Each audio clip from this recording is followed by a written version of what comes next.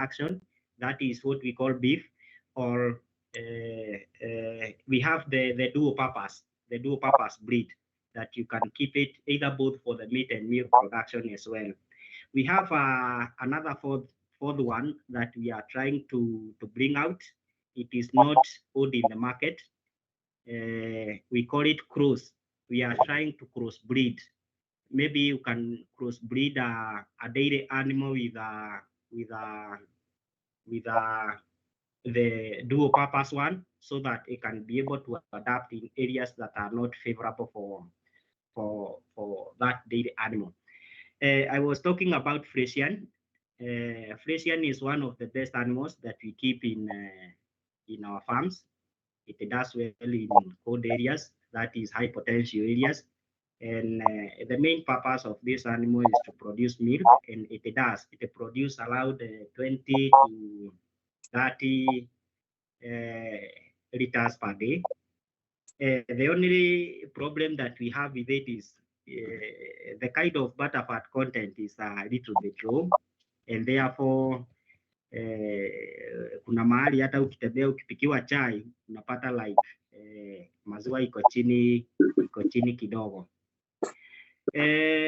But we are doing it for the business, so let us keep a Friesian animals. In terms of butterfat content, we'll be able to improve that when we go to the feeding areas.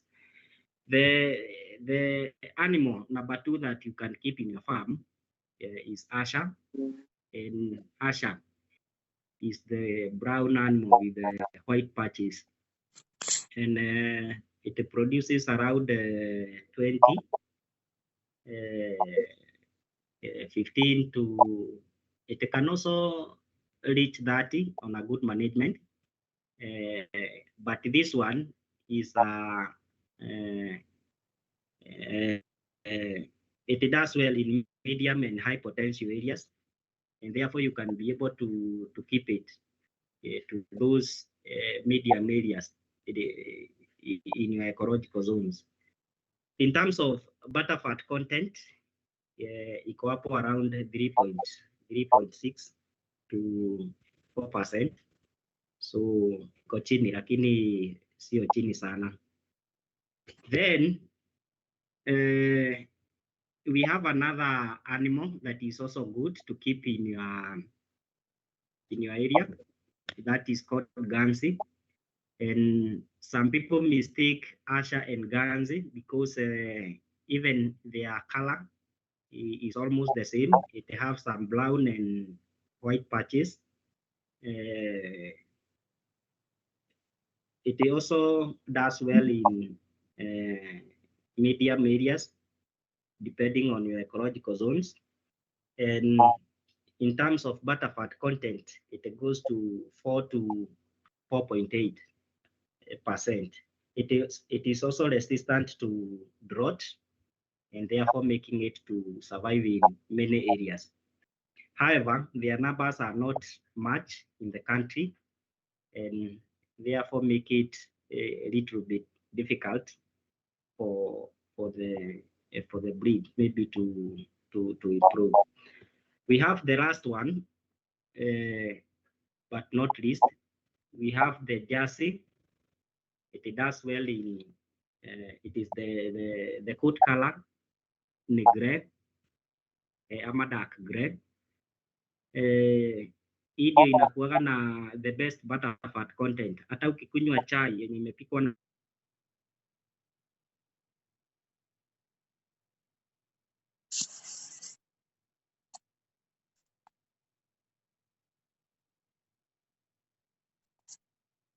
Kagwe, we seem to have lost you.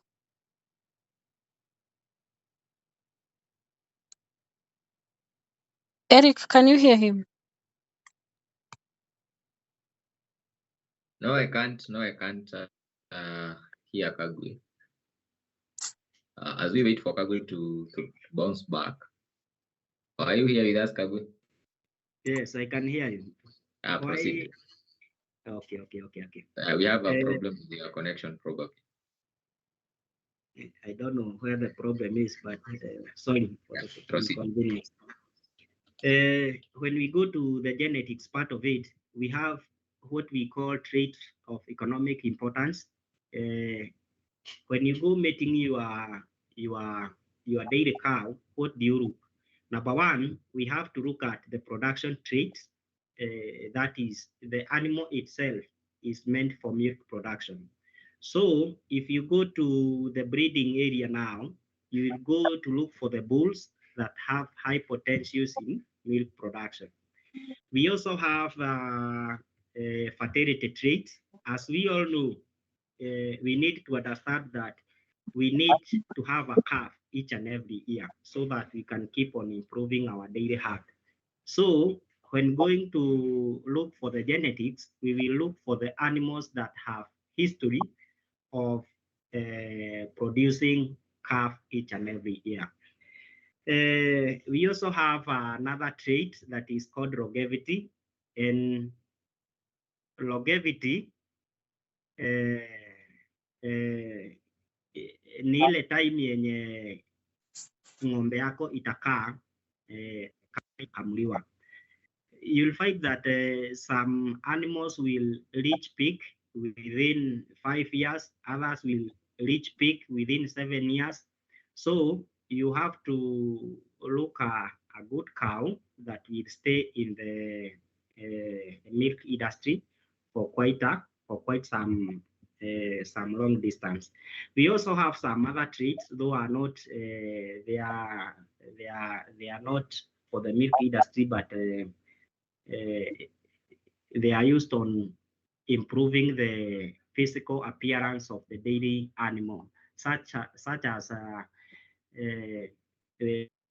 the animal for the Frisians one are now pulled. Huwezi pata yenye ziko na mapembe. So those are some of the traits that we are looking. To improve on that, we always do some selection.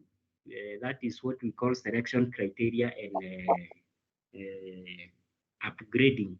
How do you upgrade your dairy cow? I always tell my farmers in the field that don't crossbreed the animals that are not on the same lineage. For example, you'll get a farmer that is trying to breed a Frisian and an Asa. You'll get a calf, yes, but in terms of improvement, you have gone back to the pool or to the starting point. And we want to improve the calf from the stages so that even this cow might be registered by the livestock or Kenya stud book. So for you to do that, you need to set your upgrading criteria, and that is why we always take the animal that you have in your farm and we record it as foundation. That is the first step. So if you have the animal, we record it as foundation. Then you look for an exotic bull. Then you breed it or you mate it. Then you get a calf that we call intermediate. Then you take the intermediate, you breed it now with another exotic bull from the same line. You get to a calf, we call it appendix. Then appendix, you breed it with a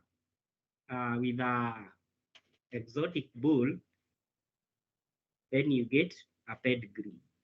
And that is the cow that will be registered by the Kenya stud book. It is a good animal with all the traits. Then if you keep on improving, for example, if you take the pedigree and now you breed it to an exotic bull, you almost get a pure breed. So let us ensure that if it is Frisian, it will get a Frisian bull. If it is Asha, breed it with Asha. Otherwise, if you keep on, you have done it so good up to maybe to appendix, then you breed it with an Asha. If it was Frisian, you go back to the foundation. You will not improve. The day was not for the genetics, so I will not dwell so much on genetics. we can keep on. It is a topic for a whole day. And I want you to understand the aspect of nutrition part of it. So before niingie kwa nutrition, let me talk also about heart health and management. And when we talk about heart health and management, you always understand that it is always good for your animal to be healthy, because it is only a healthy animal that will make you perform excellently. Hata wewe ukiwa mgonjwa, kuna kazi zenye huwezi fanya. So we always advocate for the animal rights, animal welfare. And when we talk about the heart health and management, we always talk about, do you know the right stage for you to deworm your animals? Do you keep on changing these dewormers? Now that is the aspect of management. You are the person. If you look at the word management, it starts with the word man. So it is you to do that. So you are the person to deworm your animals and ensure that you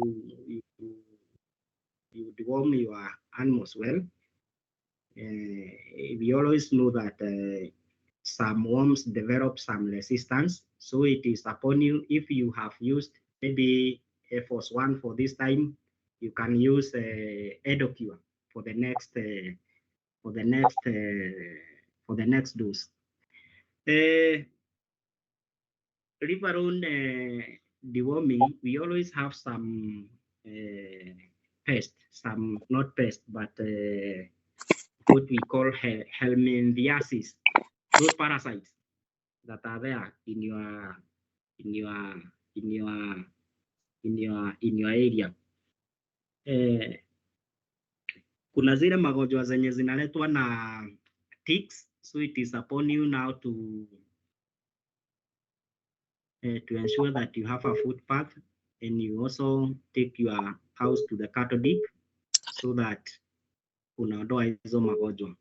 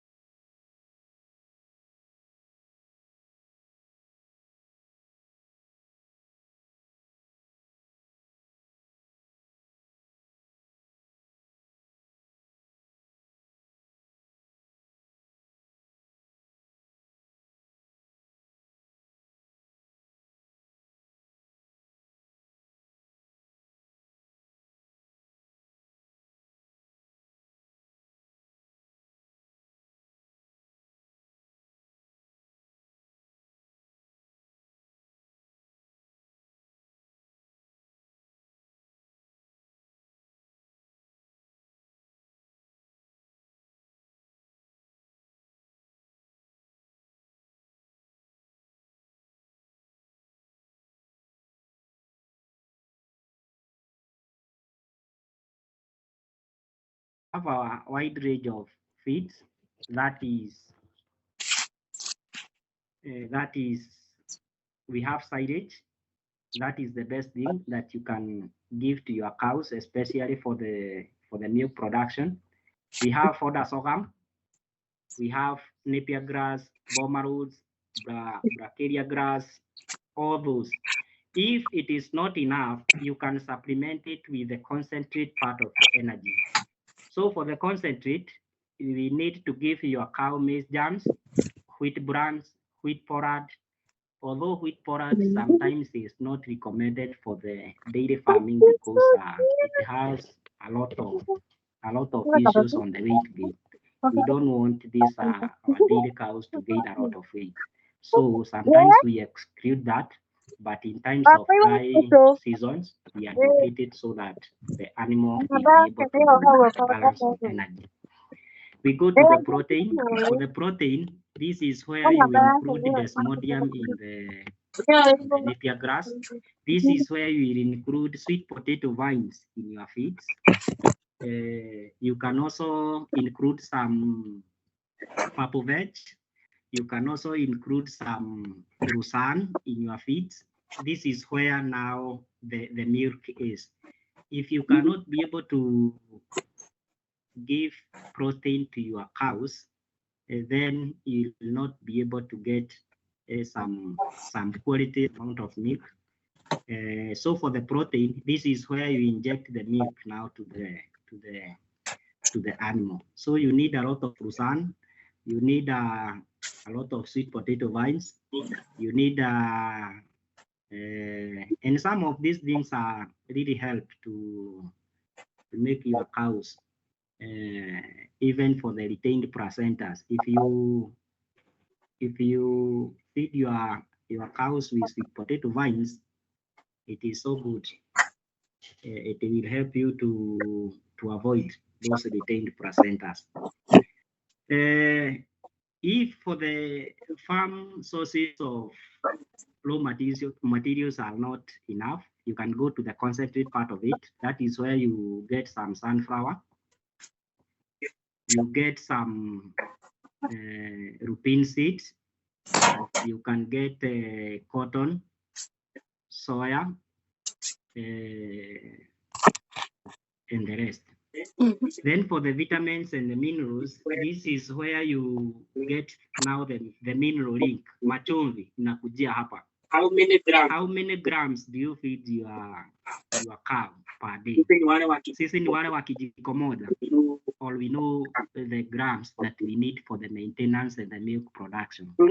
So your cows, it needs to have around 100 grams or 150 for the maintenance, and you can keep on adding depending on the amount of milk that your cow is producing. For the additives, you can be able to supplement your dairy cow with some dairy premix. You can add some molasses so that you can improve on palatability of your feeds, and you can add some toxin binder so that you can be able to avoid the aspect of mycotoxins in the feeds. So those are the additives that you add, the kind of supplement that you can add to your feeds so that your feeds will be in a good state. Let us go to the next, and that is what I have explained.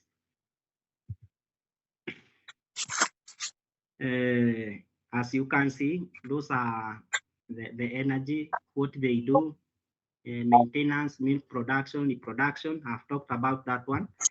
I think we can go up to now how to feed. Chakula umejua ni zipi za kupea. Now I need to show you now how to feed. How do you feed your dairy cows? We have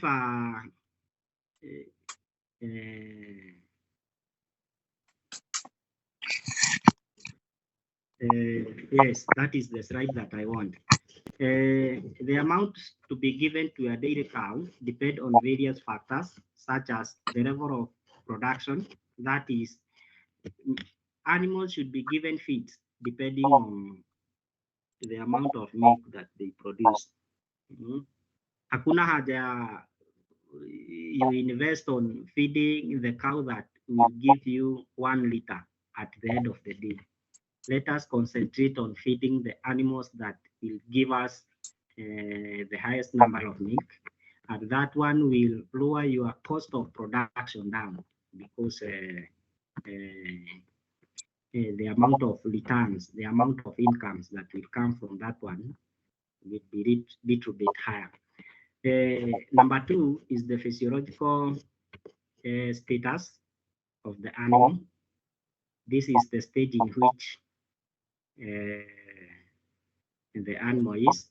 We all know the lactation stages. We know that from the time the dairy cow has paturated, the first 100 days, it requires a lot of high feeding. It needs a lot of high supplementation of the calcium because the more the milk the cow produces, you get a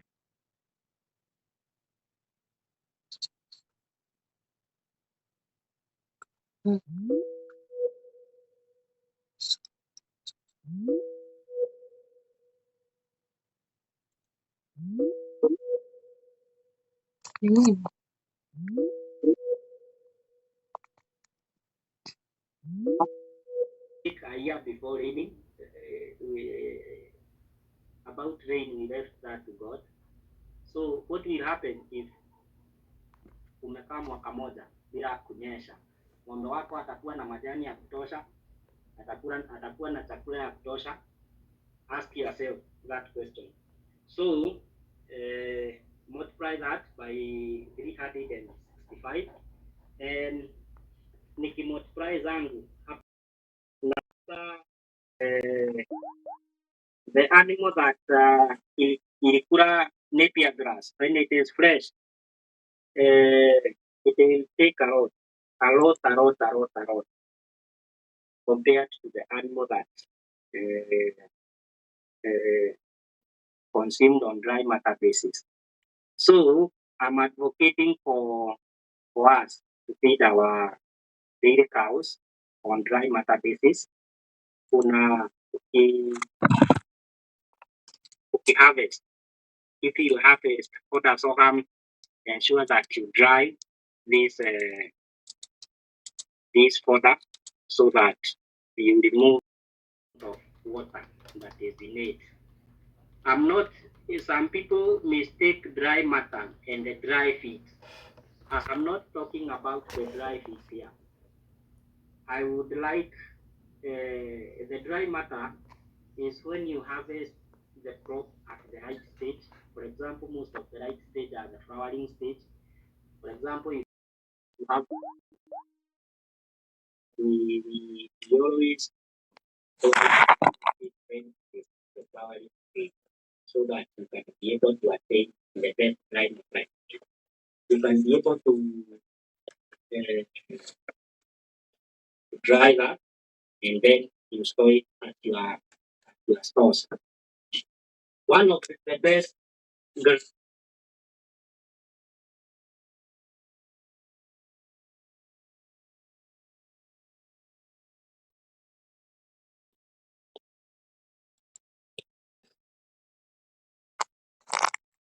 Mary, have we lost Kakuri again? Oh, yes.